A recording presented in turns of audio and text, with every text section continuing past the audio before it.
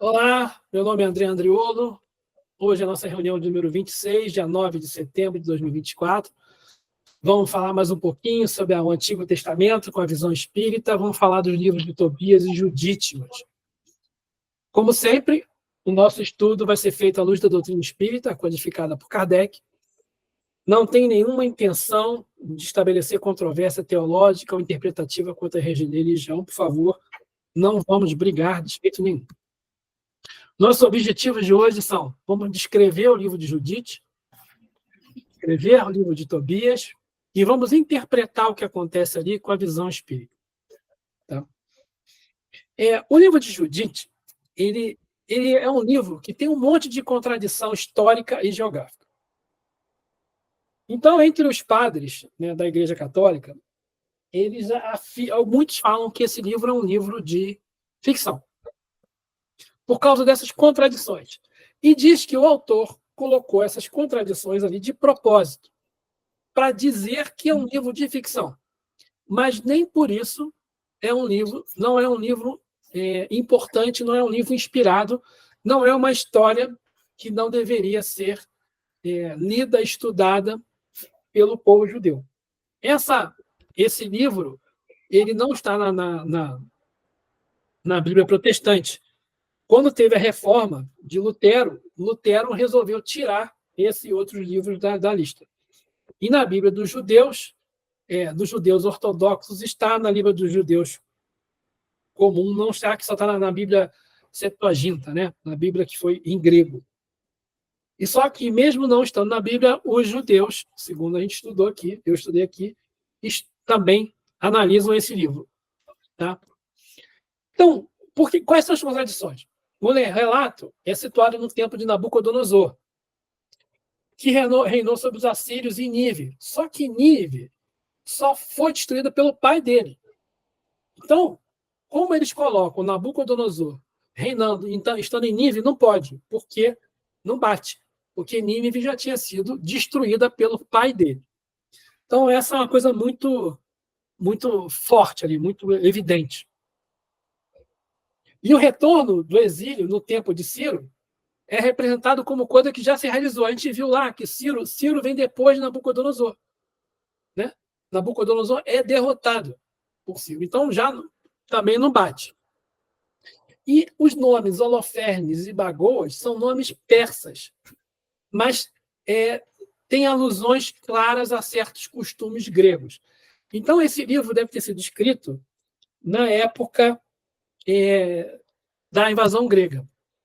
E o itinerário bélico de Holofernes, que é o general, é um desafio à geografia. Quando ele chega a Samaria, pensando que ele está num terreno mais firme, e os nomes dos lugares se multiplicam, mas muitos nos são desconhecidos, e os sonhos, de modo estranho, a própria cidade, que é o centro das operações, não se consegue localizá-la no mapa, apesar das aparentes precisões topográficas da narrativa.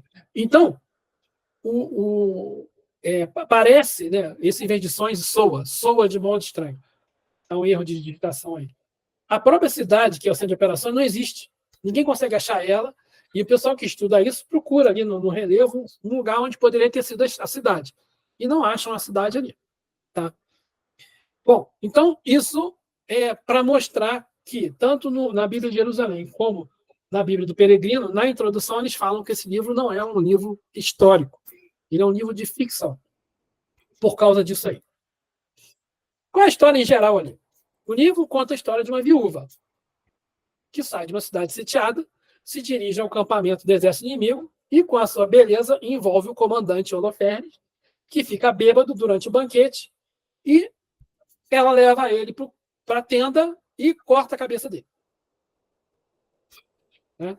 E depois volta com a cabeça dele lá para a cidade dela. Né? Bom, Holofernes é um general na história, né? Convocado por Nabucodonosor, e ele, para invadir ali a cidade, e ele sitia a cidade de Betúlia. O cerco dura 34 dias. Então, se uma cidade daquela, cercada por 34 dias, o pessoal começa a passar fome, sede, né? Essas coisas. Aquior é um conselheiro de Holofernes que alertam sobre o poder de Deus de Israel. E ele vai ser exilado por causa disso. Osias é um ancião, chefe da cidade de Betúlia, e ele pede para o povo resistir mais 5 dias. Quando no final dos 34 dias, dos 30 dias, não é assim? Nos 30 dias, o pessoal quer se entregar. E aí o Osias pede para aguenta mais 5 dias. E a Judite é viúva de Manassés, e ela é descrita como uma mulher muito inteligente, eloquente, que tem um rosto muito bonito. E o Bagoas é o servo de Holofernes, que é incumbido de levar a Judite para o banquete. Tá? Então, esse livro é dividido em 2 partes. A primeira parte tem essas divisões aqui. É uma campanha de Nabucodonosor contra as nações desobedientes. Israel está aterrorizado. Israel fica sabendo que o exército está chegando, o pessoal fica apavorado. E Joaquim é um dos anciões lá, eles se preparam para a guerra. Acontece que para chegar lá na cidade tem um cânion, tem que passar por um cânion. E nesse cânion só passa 2 pessoas de cada vez. E aí Israel vai e se coloca em cima do cânion para impedir. Se alguém passar, mata. É a história do 300 lá de Esparta, né? Tem que passar por aquele lugar apertadinho ali. E aí, né, quando o Holofernes chega, ele vê que para chegar na cidade precisa passar por esse lugar apertadinho, o Aquior fala, olha, é melhor você não entrar. É melhor você não ir. Porque o Deus deles é poderoso, a gente já soube que esse Deus aí fez um monte de coisas, conta a história de Daniel, não sei o quê. E aí é melhor não ir. E aí o Holofernes, então, expulsa o Aquior e manda ele para Betúlia. Vai para lá, então, já que tu está com medo do Deus dele, vai ficar com o Deus dele. Bom, aí o que acontece? Os 3 primeiros capítulos descrevem essas ações aí desse exército. O exército da Nabucodonosor, segundo o texto, tinha em pretensão de conquistar o mundo. E o Holofernes vai conquistando um monte de lugar até chegar na Betúlia. E aí, eu já falei, né, o povo de Israel, de Betúlia, sabendo, né, da história, fica apavorado e pede a Deus. O Aquior mostra que a Holofernes de Israel é aliada a Deus. O Holofernes dá atenção, expulsa ele, e ele faz aquele cerco em volta da cidade, deixando a cidade sem água e sem comida por 30 dias. Bom, a segunda parte, né, do texto, da historinha, começa a falar, lá no capítulo 8, né, fala assim, apresentação de Judite. Na primeira parte, predomina o medo. E só tem homens. O texto só fala de homens, só pessoas do sexo masculino. Na segunda parte, quando entra a Judite. Né? É como se a força masculina se esgota, não consegue resolver, e aí a beleza masculina que vai ter que entrar aí na frente da beleza, do desespero do povo. E aí Israel quer se entregar, se sente derrotado, e ela, então, se embeleza para seduzir os adversários. Então, o capítulo 8, ali, 1, ele introduz a Judite. A Judite era filha de Merari, não sei o que, tal, casada com Manassés, e ele morreu. Morreu na colheita da cevada. E aí ela herdou tudo dele. E ela era nova, e muito bonita, e rica, e poderosa. Quando acontece o cerco, o pessoal fica desesperado e quer se entregar. Aí o Osias fala, não, pessoal, Osias fala, não, pessoal, vamos esperar mais um pouco. E dá mais 5 dias, vai conversar com a Judite. A Judite, então, faz uma oração. Nessa oração, ele fala, ela faz uma oração, é como se fosse um relato de tudo que o exército dos assírios fez, por que Israel foi dominado, porque Israel não seguia os mandamentos de Deus, então Deus pune Israel com a escravidão, com o exílio e tal. E aí ela continua falando, e aí ela, no final, ela se coloca à disposição. E ela pede assim: me dá uma linguagem sedutora para ferir e matar aqueles que formaram tão obscuros desígnios contra a tua aliança. Faze conhecer a todo o povo e a toda a tribo que tu és o Senhor Deus. Senhor Deus de todo o poder e toda a força. Que o povo de Israel não tem outro protetor senão a ti. E aí, no capítulo 10, ela se junta com a criada, né? E ela manda a criada trocar de roupa, ela bota uns trapos lá, e ela pede também, mais uma vez, que Deus deixasse o seu rosto muito belo. E elas deixam Betúlia. E elas chegam e encontram Holofernes. Elas vão lá, os guardas prendem ela, veem que ela é muito bonita, e falam assim: nossa, essa mulher bonita, o general vai gostar, vamos levá-la para ele, porque mais uma amante para ele. Aí levam. Tá até assim no capítulo 10, versículo 23. Quando Judite chegou à presença do general e de seus ajudantes do campo, todos se admiraram com a beleza de seu rosto. Ela prostrou-se diante dele, mas os seus servos a levantaram. Aí Holofernes fala com ela: olha, não fica com medo. Jamais maltratei nenhum homem que servisse a Nabucodonosor. E ela fala: não, eu vou servir Nabucodonosor. Então, ela e a escrava dela se prostram diante a ele. Então, ele fala: não, vai ficar lá naquela tenda bacana lá. Ela vai para a tenda e ele fica assediando ela. 1, 2. Aí no terceiro dia, ele vai fazer um banquete. E aí ele convence o Bagoa lá, pede Bagoa, ele vai lá, traz ela. E ela, de novo, no quarto dia, na verdade. Ele convidou só os oficiais e nenhum serviçal e manda chamar ela. E a Judite, então, resolve ir.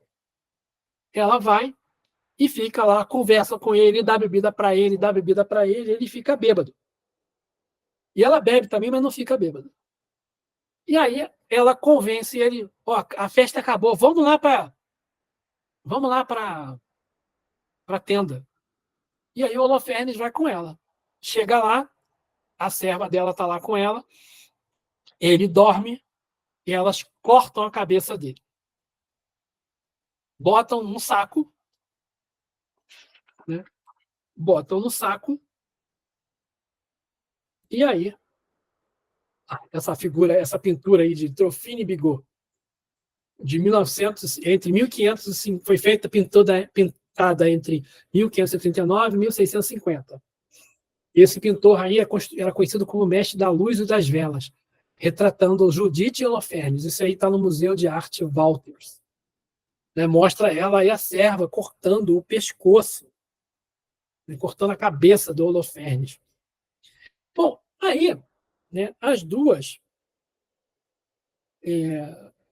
levam a cabeça dele para Betúlia. Chega lá, elas param na frente da muralha de Betúlia e exibem lá, ó,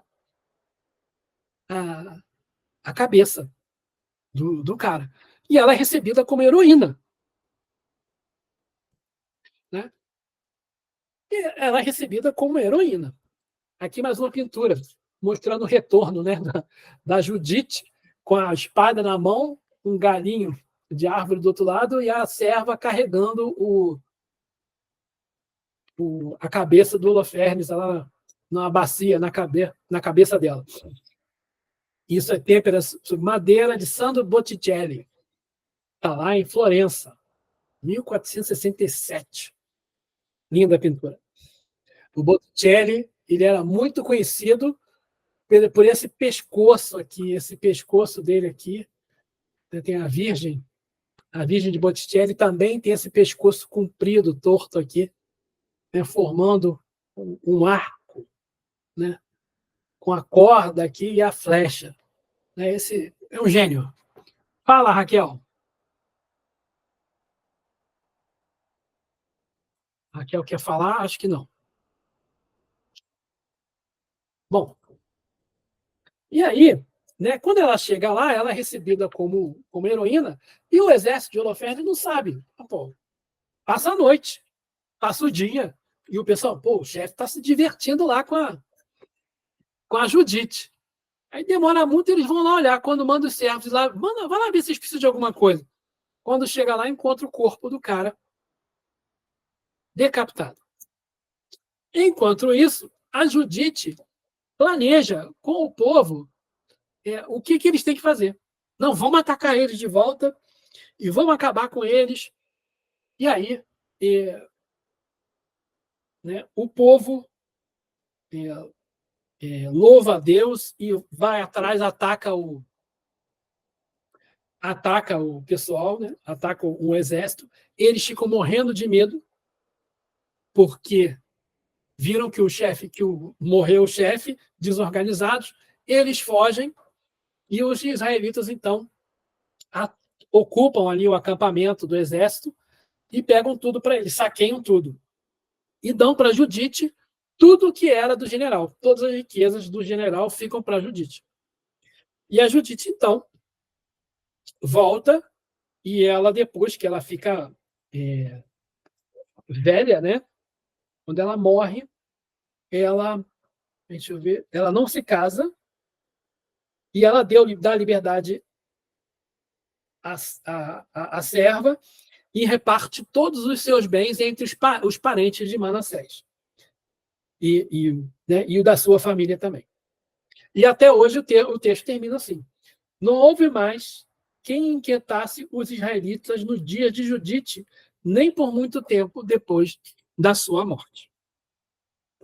Então, essa é a história de Judite, né? É uma história muito interessante, mostrando assim o poder do feminino, na minha opinião, muito forte. Mostra também e com fé, que é preciso ter fé em Deus, novamente, sempre voltando a bater nessa tecla, né? É preciso ter fé em Deus, é preciso pedir a Deus que Deus vai prover. E ela, no caso, Deus provê a ela a beleza e a capacidade de, com a fala, seduzir os outros, convencer os outros de que ela realmente estava ali, estava traindo o povo dela, que ela ia ser se sujeitar a Nabucodonosor e convencer lá o general a dar uma posição de destaque para ela. Então, essa é a história de Judite. Bom, a gente vai entrar em Tobias. Essa foto, essa imagem aqui é desse autor francês, Bouguereau, acho que é assim que fala, de 1860, né? O Tobias se despedindo o Tobit se despedindo de Tobias. Tobias era o filho.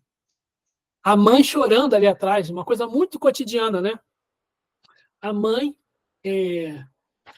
ficando triste porque o filho está indo embora, né? E o pai abençoando o filho e impondo as mãos. Olha que coisa interessante. O pai abençoando o filho e impondo as mãos. Será que o Tobit fez curso de passe antes de liberar o Tobias? Né? Achei bastante interessante aí essa figura aqui. Bom, quem são os protagonistas? O Tobit era um pai de família israelita da tribo de Neftali. Ele, apesar de ser, como é que se diz?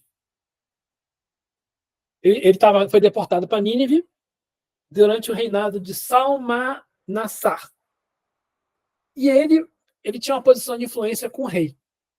E o rei deixava que ele cuidasse das traduções judaicas, mesmo estando ali entre os assírios. E ele, então, uma das coisas que ele fazia era enterrar os judeus do jeito que mandava a tradição judaica. O rei morre. E ele também dava muitas esmolas. Ele era caridoso aí com o pessoal. E então ele também dava, era piedoso, caridoso e era fiel às tradições hebraicas, e ele fica cego. Quando a gente vai ver como. Tobias era o filho dele. Depois que o Tobit fica cego, ele não consegue mais trabalhar, então ele tinha um dinheiro depositado com um amigo em outra cidade, em Nínive. Ele tem que fazer uma viagem para recuperar esse dinheiro. O Azarias, ou Rafael, é um guia de viagem, casamenteiro, médico e farmacêutico. Sara era uma mulher, coitada, que ela teve 7 maridos mortos. Fazia o casamento, ia para o quarto, os caras morriam, antes de consumar o casamento.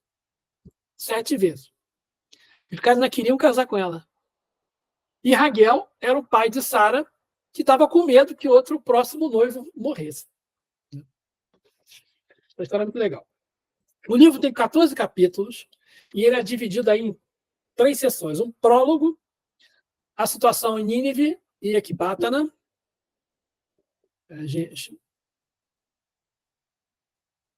Ele fala da jornada de Tobias. Ele fala depois do cântico de louvor de Tobias, de Tobit, quando Tobias volta, e conta a morte dele, e depois tem um finalzinho ali. Tem um epílogo. Uma explicação interessante. Bom, a introdução, né, do livro fala assim, ela é uma história da família de Tobit, que é um exilado da tribo de Neftali, residente em Nínive, piedoso e observante dos costumes hebraicos e caridoso, que fica cego.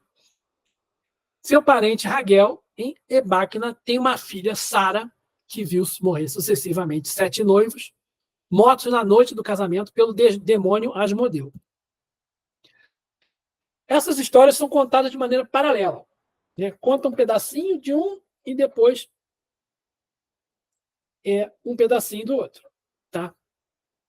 E Tobit e Sara, cada um por seu lado, pedem a Deus que os livre dessa vida. Então, todos os dois oram para que Deus os matasse, porque eles não aguentavam mais. A Sara não aguentava mais casar e ver o marido morrer, e o Tobit, cego, não conseguia sustentar a família. Então, os dois oram pedindo a Deus para que Deus os levasse dessa vida. E Deus, então, envia o anjo Rafael, que vai conduzir Tobias, filho de Tobit, à casa de Raguel, e faz com que ele se casa com Sara e dá um remédio que vai curar o pai cego. Então, no capítulo 1 e 2, o Tobias, ele dá esmola, ele faz caridade. Né? E ele também trata do respeito aos mortos. Só que, mesmo ele fazendo isso tudo, né, a mulher dele fica chateada. Tobias, por que você faz isso? Agora o novo rei vai tirar tudo da gente. E aí o rei vai lá e confisca todas as riquezas dele. E aí ele tem que começar a trabalhar. E ele fica chateado com a mulher, vai para o lado de fora, senta para descansar, com a cabeça para cima, e aí os passarinhos fazem cocô no olho dele. E ele fica cego. E aí ele é sustentado por Aicar, parente dele, e depois a Ana, que é a esposa dele, começa a trabalhar, a costurar para fora, para manter ele, e o dinheiro vai acabando. Então, ele chama então o Tobias, o filho dele, Tobias. Nós temos que ir lá para aquela outra cidade lá, que eu esqueci o nome da cidade, deixa eu ver o nome, Ecbana, para pegar um dinheiro de volta lá. Mas você precisa achar um guia para te levar. Em paralelo a isso, né, lá no capítulo 3, no versículo 7 a 15, conta a historinha, né, da Sara. E assim, vamos ler aqui. Ela fora dada em casamento 7 vezes em casamento. E Asmodeu, o pior dos demônios, matara seus maridos um após outro, antes que tivessem unido a ela como esposos. E a serva começou a acusar ela. É tu que matas os maridos. Já fosse dada 7 homens. 7 homens. E não fosses feliz uma vez sequer. E aí, ela faz uma prece. E nessa prece, ela fala assim: Bendito sejas tu, Deus misericórdia. Bendito seja teu nome pelos séculos. Volto agora o meu rosto e levanto meus olhos para ti. Que a tua palavra me livre da terra, pois eu não quero mais ouvir ultrajes. Tu sabes, Senhor, estou pura. Homem algum me tocou. Não desonrei meu nome, nem o nome do meu pai, na terra do meu cativeiro. Sou a filha única do meu pai, ele não tem outro filho para herdar. Não tem junto a si irmão algum, nem parente a quem eu me deva reservar. Já perdi 7 maridos. Por que deveria eu ainda viver? Se não te apraz, Senhor, dá-me a morte. Olha-me com compaixão. E que eu não tenha de ouvir injúrias. Naquele instante, foi ouvida a oração de ambos. E foi enviado Rafael para curar os dois. Tirar as manchas brancas do óleo de Tobit, a fim de que visse com os próprios olhos a luz de Deus, e dar a Sara, filha de Raguel, como esposa a Tobias, filho de Tobit, e livrá-la de Asmodeu, o pior dos demônios. Porque Tobias tinha mais direitos sobre ela que todos os quantos a pretendia. Bom, então ela faz a prece ao mesmo tempo que o Tobit faz a prece também. O poder da oração. Lá em Marcos, capítulo 11, versículo 24, está lá. Por isso eu vos digo, todas as coisas que vós pedirdes orando, credes que é a vez de ter, e que assim vos sucederão. Deus sempre atende, né?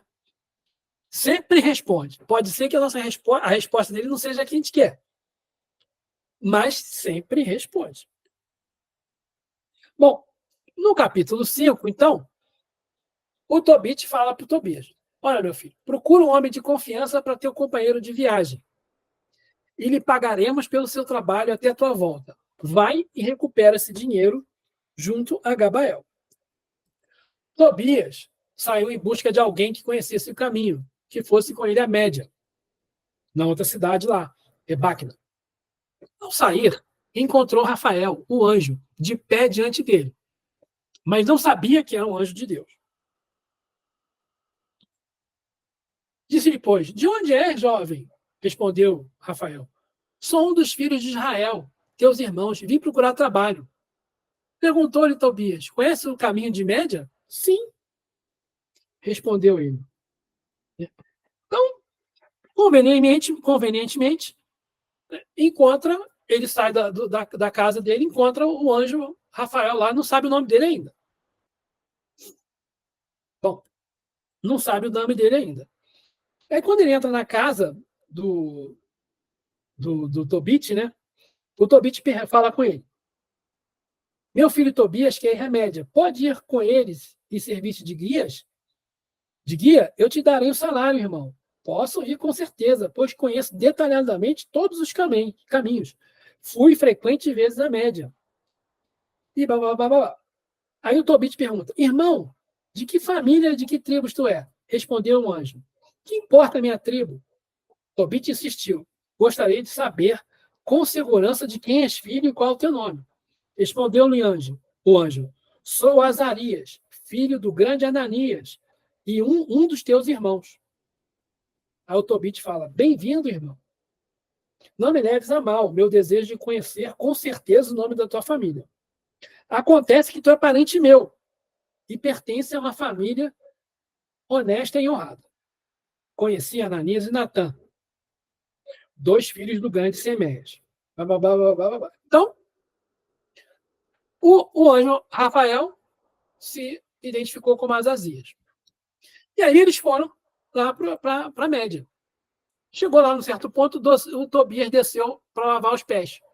Quando foi lavar o pé no rio, um peixe saiu e grudou no pé dele. Queria comer o pé dele. Ele gritou. Aí o anjo falou: agarra ele, segura firme. Tobias dominou o peixe e arrastou para perto, para a terra. E o anjo acrescentou: abre o peixe, tira-lhe o fel, o coração e o fígado. Guarda-os e joga fora os intestinos, pois o fel, o coração e o fígado não são remédios úteis. Aí o anjo pede para o Tobias pegar o peixe. Não foi ele que foi pegar o peixe, ele pediu para o Tobias pegar o peixe. E pediu depois para o Tobias abrir o peixe e tirar lá o remédio e guardar. Aí o Tobias pergunta: Azarias, meu irmão, que remédio há no coração, no fígado e no fel do peixe? Aí o anjo responde: se queima o coração ou o fígado do peixe diante de um homem e de uma mulher atormentados por um demônio ou por um espírito mau, a fumaça afugenta todo o mal e o faz desaparecer para sempre. Quanto ao fel, untando com ele os olhos de um homem que tem manchas brancas e soprando sobre as manchas, ele fica curado. Então já está preparando aí a história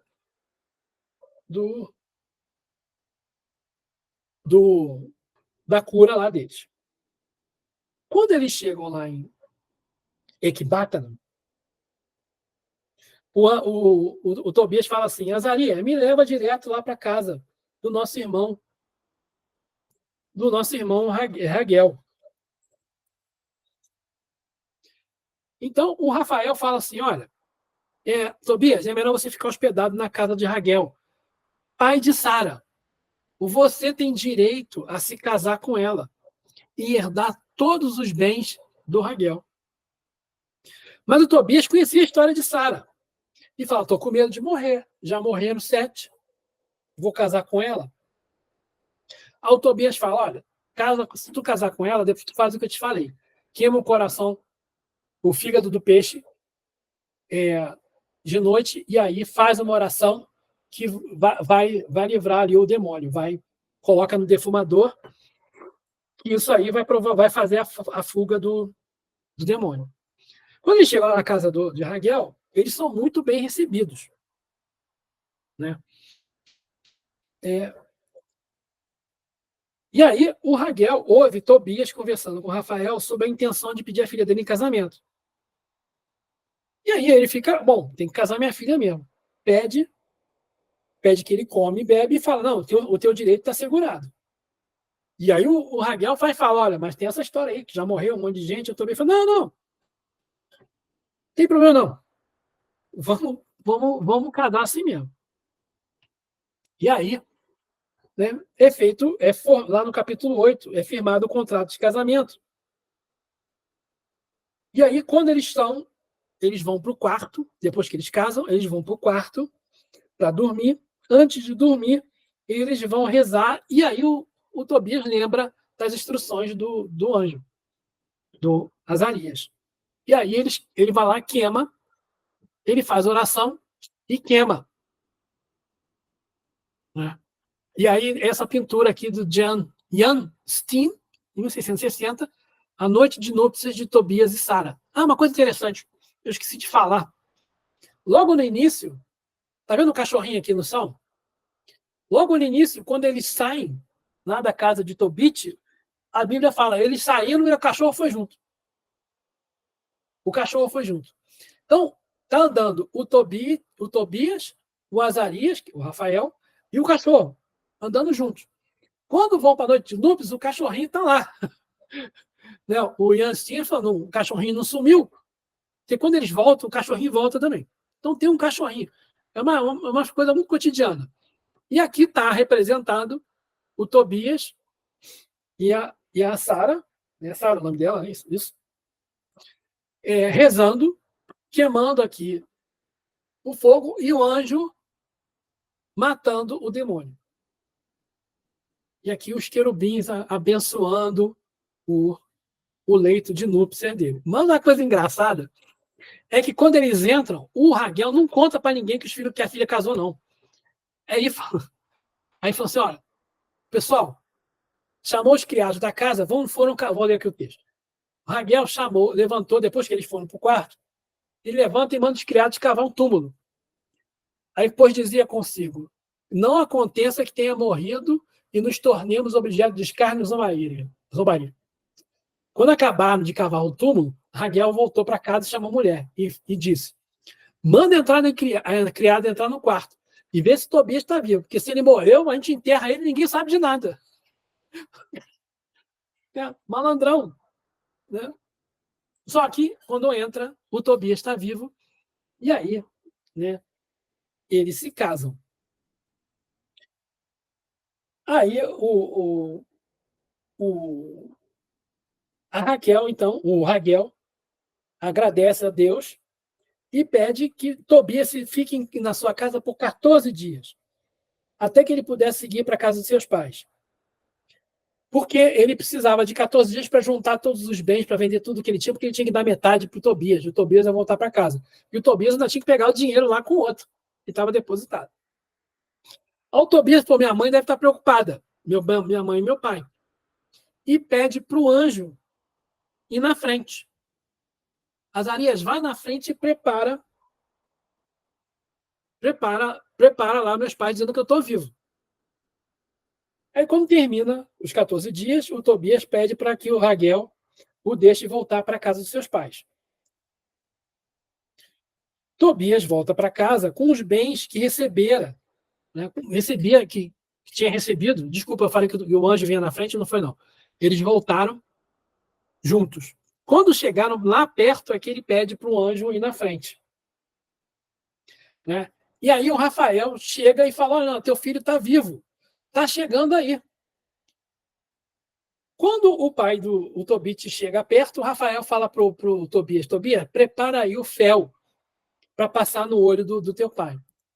E aí mais uma pintura, o Gerrit van der Horst, 1645, pintou isso aí, o Tobias colocando o fel do peixe sobre os olhos do pai.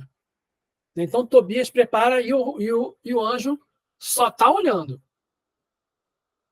Né? Quando eles chegam em casa, a Ana vê o filho chegando, o marido enxergando e o cachorro voltando. Chegou todo mundo junto. Ela fica super feliz e aí é uma festa. E aí pedem para que entreguem para o Tobias, pague tudo para o Tobias. Quando vão falar para o Tobias, né, fala para o Rafael que queria pagar ele, o Rafael fala assim,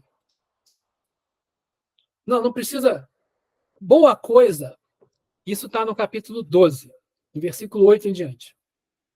Boa coisa é oração com jejum, e melhor esmola com justiça do que riqueza com iniquidade. É melhor praticar esmola do que acumular ouro. A esmola livra da morte e purifica todo o pecado. No versículo 11, vou lhes dizer toda a verdade, sem nada ocultar, pois já vos ensinei que é conveniente manter oculto o segredo do rei, mas que é honroso apregoar as obras de Deus. Quando tu e Saras fazias oração, era eu quem apresentava vossas súplicas diante da glória do Senhor. E as lia. Quando Tobit e Sara rezavam, era o Tobit que levava para Deus as súplicas deles, os pedidos. E ele falou assim, e eu fazia a mesma coisa quando você enterrava os mortos. Quando Tobit enterrava os mortos, ele contava para Deus. Quando não hesitaste em te levantares da mesa, dando refeição, para ires sepultar o morto, fui enviado para provar tua fé. Deus enviou-me ao mesmo tempo para curar-te a ti e a tua nora Sara. Eu sou Rafael, um dos 7 anjos que estão sempre presentes e tem acesso junto à glória do Senhor.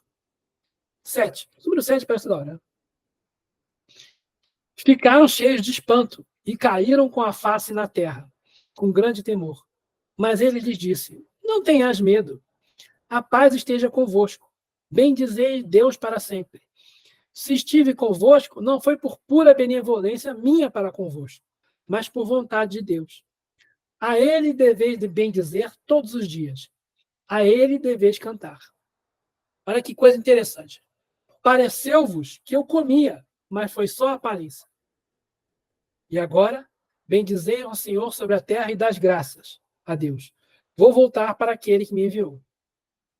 Ponde por escrito tudo quanto vos aconteceu. E ele se elevou. Quando reergueram, não o viram mais. Louvaram a Deus e entoaram hinos, dando graças por aquela grande maravilha de haver-lhes aparecido um anjo de Deus.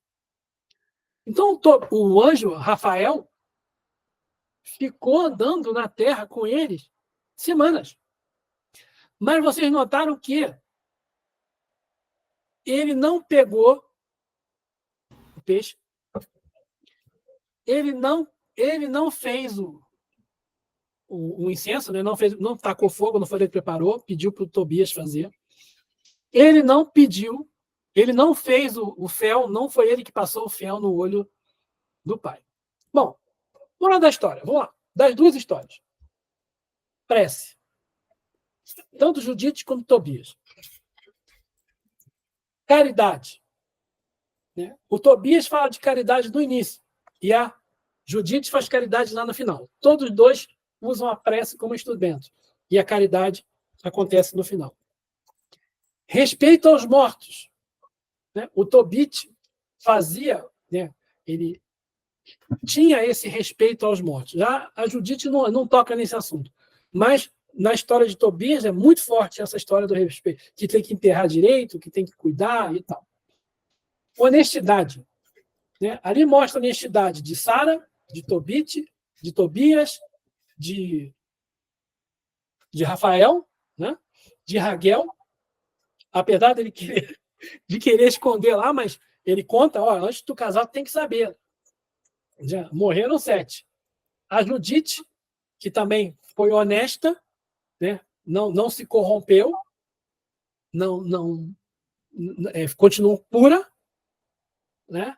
E ela cumpriu com o que havia sido feito. Né? E todos eles tiveram fé na providência. Todos eles foram fazer o que tinha que fazer. Eles acreditaram, né? Eles tinham fé naquilo que eles acreditavam. Agora, voltando lá no Rafael. Como é que pode um anjo Rafael ficar ali com a gente, com as pessoas ali, aquele tempo todo?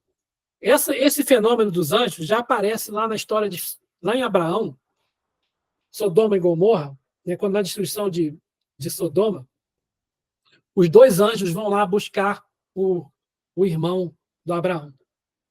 Eles também são aparições tangíveis. Né? Jesus, quando está lá no finalzinho, né, que ele sobe lá no Tabor, não acontece a transfiguração, o Paulinho estudou isso lá na semana passada, na terça-feira, né? Lá na Kardec. Né? O que acontece? Na Gênesis, capítulo 14, esse capítulo fala de aparições e transfigurações. Kardec fala assim: para nós, o perispírito, no seu estado normal, é invisível. Como é formado de substância etérea. O espírito, em certos casos, espírito, ele está falando ali do espírito desencarnado, né? Que é espírito, essência, mais o corpo espiritual. O espírito, em certos casos, pode, por ato de sua vontade, fazê-lo passar por uma modificação molecular que o torna momentaneamente visível. Conforme o grau de condensação do fluido perispirítico, a aparição é às vezes vaga e vaporosa, de outras vezes mais nitidamente definida. De outras, enfim, com todas as aparências de matéria tangível. Pode até mesmo chegar à tangibilidade real, a ponto de o observador se enganar com relação à natureza do ser que tem diante de si. Jesus, né, depois de crucificado, aparece para os apóstolos, aí querem encostar nele e falar, agora não. Mas aí o Tomé, como é que eu vou acreditar? Aí o Tomé, ele vai lá, apresenta as mãos para o Tomé, e o Tomé coloca a mão no estigma, né? Nas marcas na mão de Jesus. Então, Jesus é uma aparição tangível. A princípio não era, mas depois era. Né? Então, quando a gente lê o relato de Rafael, eu já li, eu tinha posto aqui até para ler agora, eu já li, né? O Allan Kardec fala assim, os seres que se apresentam nessa condição de Rafael não nascem, nem morrem, como os outros homens. São vistos e deixam de ser vistos, sem que se saiba de onde vêm, como vieram, nem para onde vão. Ele dá um nome. Tal o caráter dos agêneres, com os quais se pode confabular, sem suspeitar de que eles o sejam, mas que não demoram longo tempo entre os humanos. Não podem tornar-se comensais de uma casa, que não pode comer, nem figurar entre os membros de uma família. Então, o Rafael é o que Kardec chama de agênere, a aparição de Rafael. Né? É quando ele fica ali andando entre nós. Allan Kardec, quando estuda os milagres de Jesus, naquela parte em que Jesus anda sobre as águas, ele considera duas hipóteses. Uma hipótese, porque Jesus estava dormindo na praia e eles foram para o barco, no mar, aí que chegou a tempestade. Uma hipótese é aqui, o Jesus tinha dormido e que o corpo espiritual dele é que foi andando sobre as águas. Por isso que depois o Pedro vem e cai e afunda. Né? Aí depois Jesus tem que lá levitar ele. Ou a outra hipótese que Kardec coloca lá é que Jesus mesmo levitou ali. Esses fenômenos, né, de materialização são feitos há muito tempo. Existia um cara chamado William Crookes. William Crookes foi Prêmio Nobel de Química em 1907. Prêmio Nobel de Química, um cientista. E ele fez experiências com uma médium chamada Florence Cook, e ela era uma médium de efeitos físicos, e através dela aparecia o espírito da Kate King. E ele fotografou, e ele descreve as experiências no livro dele, na época, né, em 1900 e pouco, ele botava amperímetros, ele chamava de galvanômetros. Né, amarrava ela e botava galvanômetros para mostrar que era como se fosse medir o peso dela, para mostrar que ela não saía da cadeira, e fazia várias coisas para provar que ela estava parada ali, que o espírito se apaixonava, aparecia ali. E dizem também, que ela começou a ficar, a Kate King começou a aparecer tantas vezes que o William Crookes chegou a se apaixonar por ela. De tão real que eram essas aparições. Bom, o Chico e o Valdo Vieira fizeram várias experiências. Isso está documentado em alguns livros, eu esqueci o nome do livro. Não, eu anotei o nome do livro aqui. Qual é o nome do livro? Não trouxe o nome do livro. Bom, André, oi? Não seria aquele do ectoplasma? O livro do ectoplasma? Tem materializações luminosas, mas materializações luminosas, mas tem outro livro do fotógrafo que trabalhou com o Chico. Eu esqueci o nome do livro. Fotografias de espíritos, não sei o quê. Esse livro eu já baixei ele, eu tenho ele aqui. E o Paulo César Frutuoso, hoje, faz, no Frei Luís, experiências com ectoplasmia, com materialização. Tem várias palestras dele no YouTube. Para quem quiser procurar, Paulo César Frutuoso. Fala, Raquel. Desculpa, aquela hora meu telefone travou, mas agora é de verdade. Você estava falando das hipóteses, e a gente acabou o livro outra vez, e fala exatamente sobre os fenômenos. Posso ler só um pedacinho? Pode? Aí tá, 2 fenômenos se destacam no texto, ambos considerados milagrosos.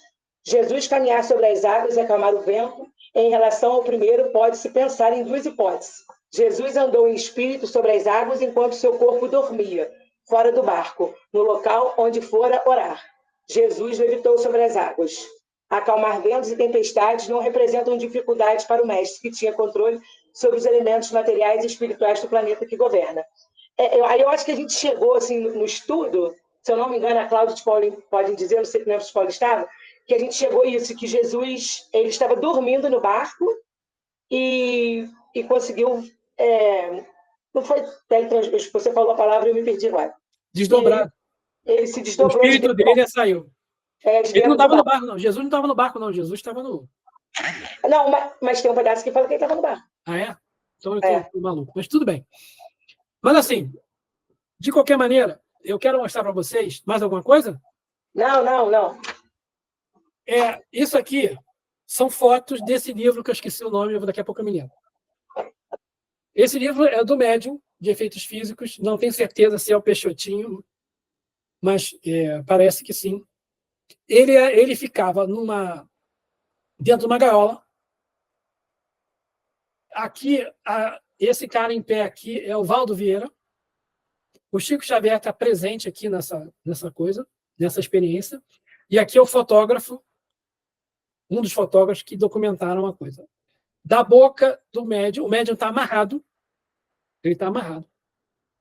Da boca dele está saindo o ectoplasma. Ectoplasma e fluido vital é a mesma coisa. Ectoplasma e fluido vital são a mesma coisa. E aqui, né, é o Chico e o Valdo, né, na sequência. O Valdo está aqui com a câmera fotográfica. O médium está lá dentro. Eles colocavam essa cortina, que ela está aqui no canto, porque, segundo os médiuns, o ectoplasma ele desaparece com a luz. Então, eles tinham que usar uma luz azul, se não me engano, bem fraquinha, e só conseguiam tirar fotos quando o médium dizia, pode tirar foto. E aqui está o Chico dando um exemplar do Evangelho segundo o Espiritismo na mão do espírito. E você vê que o espírito está aqui do lado de fora da grade, ó. Né? E o médium está lá dentro. Ele está materializado aqui. E durante esses fenômenos, aconteciam também transportes. Transportava cruz, transportava uma gaita, transportava livro. E esse livro aqui, por acaso, ele é desmaterializado. Aqui é a médium. Minha memória está horrível, esqueci o nome dela.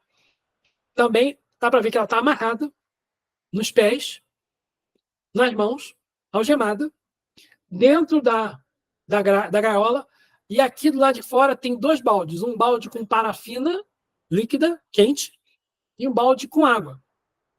Para que está isso aí? Né? Para fazer isso aqui. Isso aqui é uma luva de parafina. O espírito foi lá, enfiou a mão dentro da parafina e